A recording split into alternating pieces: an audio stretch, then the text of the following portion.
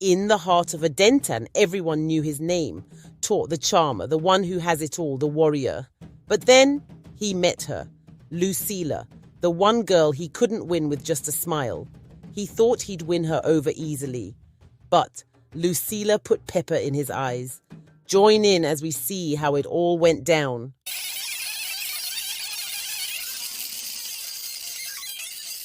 In the bustling town of Adentan, where the sun shone bright and laughter filled the air, there lived a young man named Tor.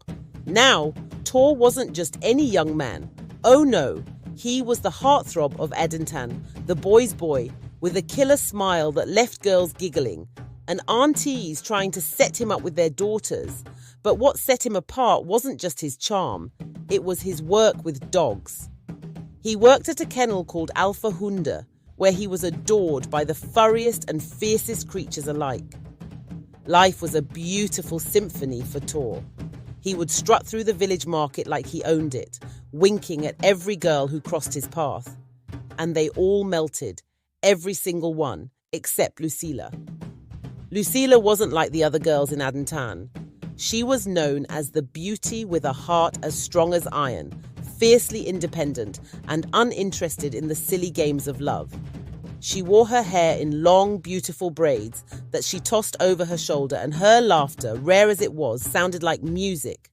She moved through life as though she had everything she needed, and the last thing on her mind was a pretty boy like Tor.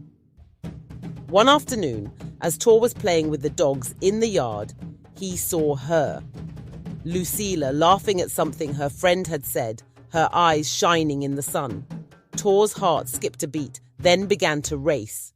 She was stunning, her smile captivating. Surely, he thought, this girl would be no different. A few winks, a little charm, and she would be his. So, with a swagger in his step, he approached her. "Good afternoon, beautiful lady," he began with a grin, his tone smooth as butter. "I must say the sun doesn't shine half as bright as you do today." Lusila raised an eyebrow, unimpressed. "And I suppose you tell that to every girl you meet?" Tor was taken aback. Most girls would blush or giggle, but Lusila, she didn't even flinch. No, he stammered, adjusting his posture. "Only to the most beautiful one." "Well, thank you, but I don't need compliments from a boy who spends more time charming girls than he does training those dogs," she said, nodding at the kennel where two dogs were barking madly. "Wait!" Tor called out, but Lusila was already walking away, her laughter echoing back like a challenge. From that moment, Tor's world turned upside down. It wasn't that Lusila was the most beautiful girl he'd ever met, though she was, but that she simply didn't care for his charm. She seemed immune, which made Tor all the more determined. He started accidentally bumping into her at the market, at the riverside, even in places he'd never gone before, like the pharmacy where she worked.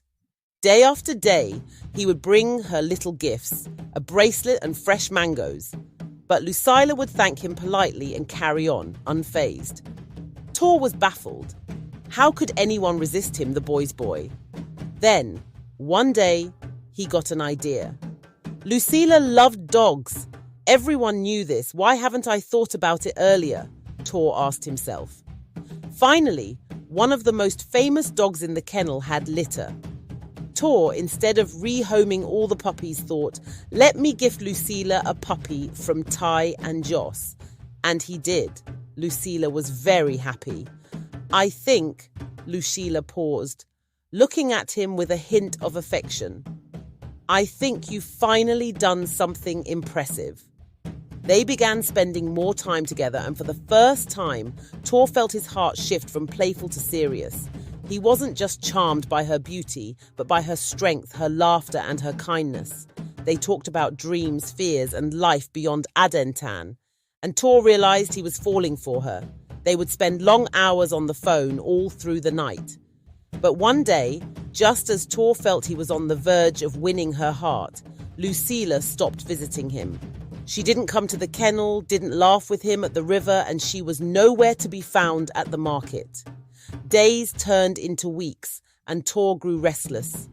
When he finally found her, she was sitting by the river, staring at the horizon.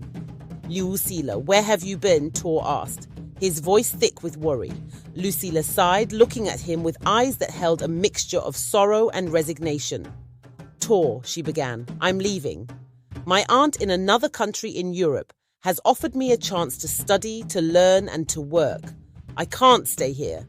The words hit Tor like a punch. But what about us?